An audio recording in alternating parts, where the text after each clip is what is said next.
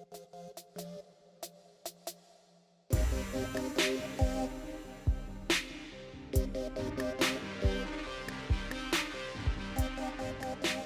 right, what we have here is a simple animation of the camera moving around the planetary body. In this case, it's the moon.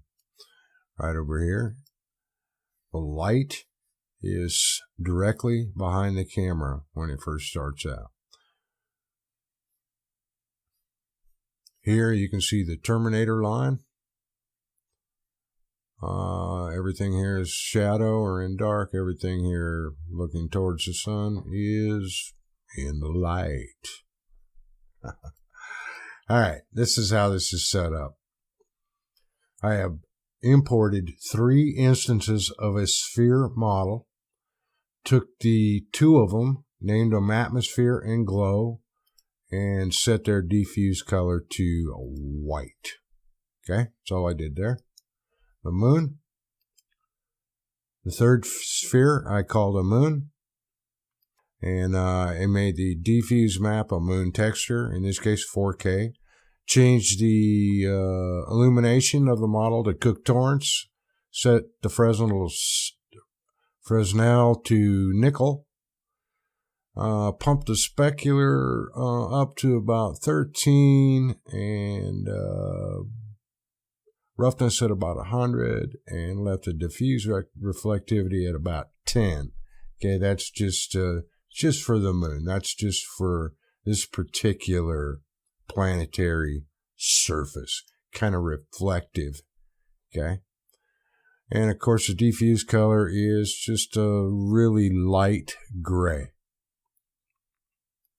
All right, so we go to the model itself of the moon. I imported them. You can see here I've got a glow model, a moon model, and the atmosphere model. I have a key light. I already showed you that. And just a black background plane. So we'll go to the moon model and go into its material tabs. And you can see I already have the environment map set to the layer. And the layer is gray, and this is just a gray plane, okay? Medium, darkish gray plane. And you can also have it in effects. If you look around here, I'll show you what's going on here with this real quick. Turn these curves off. And you can see that the environment map, let me unselect this again, none. You can see we're really dark back here, really dark. And the front of the model is, normally lit, a little overblown, but backside is dark. You should get some reflection from the planetary surface itself to reflect around to the backside, even though it's in the dark, just like here on Earth.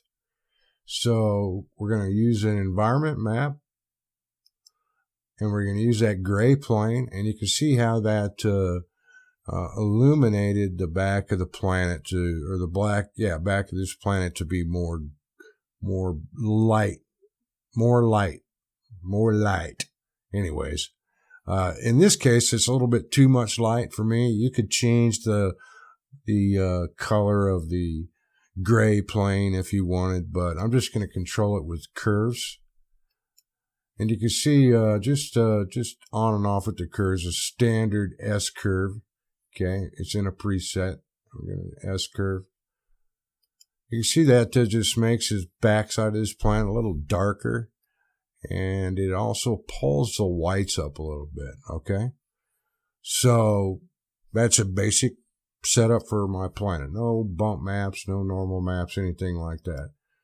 Don't need that unless I'm really close up anyways.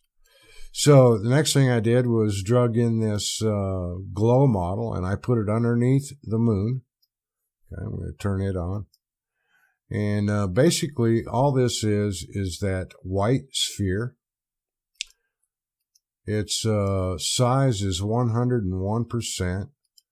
And I threw a blur on it to blur that out. You can blur this edge out to make this back glow as big as you want. In this case, I just blurred it out to 20. The last model I drug in, the atmosphere model here, right? Atmosphere. We're going to turn that on. Now that's let me go back to the glow for a second. On the glow layer world properties, the opacity is 100%. You can pull that down if you want. I'm going to leave it at 100% because I'm going to use the atmosphere layer to feather that that edge out. Okay. So in the atmosphere model, world transforms, you can play with the opacity of the atmosphere. In this case, I'm just going to use white because the moon would be reflective of dust, if anything, dust floating around up there. So I'm going to leave it at, 20% or so. And again, I'm going to blur it. You see, let me scroll in a little bit. You can see this edge here is really sharp. Okay, really sharp. If you take and blur that edge, then you can, get that to really feather into your atmosphere and make it look, not like a mask or a feathered mask for that matter. This is just naturally feathering itself, blurring it all out. So now you can see we have a really, glowy, really the stock moon here, no atmosphere around it. And we really brightened it up by adding all these atmosphere and the glow. And when you rotate around, you can see the terminator line coming into play.